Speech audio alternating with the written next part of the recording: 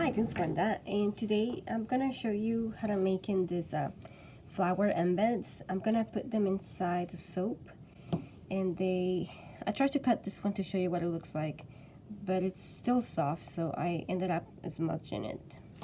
So what I have here is purple soap dough. In soap dough, it's usually hard, and you need to soften it. So I like to use the heel of my palm to just press on it until it's more malleable.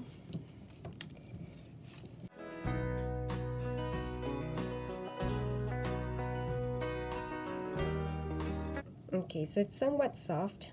I'm gonna take this chunk. I'm gonna keep the rest wrap so it doesn't become hard. And I'm gonna remove this, and I'm just gonna roll it into a log. From this, I can probably make all 5 logs. We'll see. And when I do roll it, I use this part of my palm to do that. If I use my fingers, I tend to create dents on it. So it's not an even cylinder shape. I was thinking of different ways to do this. I also thought that I may do an extruder because I do have extruder for polymer clay, and I've seen people use extruders with soap, but they're larger ones. I haven't seen one with a smaller extruder, but I may try to do that as well. The one thing is that with extruder, I couldn't do the center, the core, which ideally should be white or yellow, but I don't have yellow with me, so I'm using the light green instead. So I have a fairly even cylinder. I'm going to split it in half.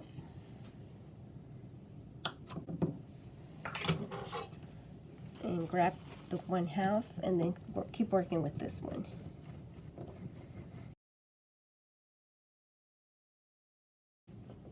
Now the thickness that I'm looking for will vary depending on the size of the flower I want to do.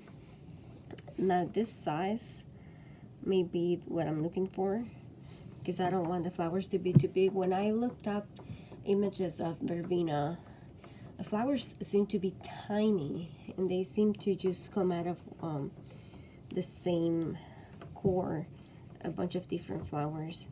So it looks like they're very small. I'm not trying to do an actual representation, but just the idea of it. All right, I'm almost there with this one. So I don't want to do too long of a log, because it seems to be more difficult the longer it is. So I'm trying to do something that will be about half the size of the mold.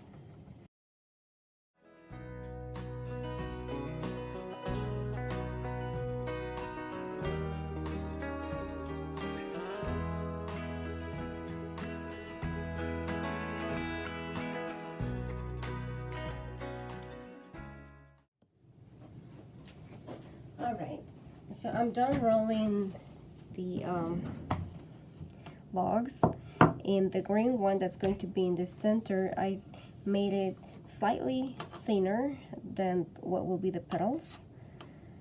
And so now what I'm going to do is that I'm going to grab one of the lavender color ones, and I'm going to just I'm putting water on it. I dip my finger on some water here,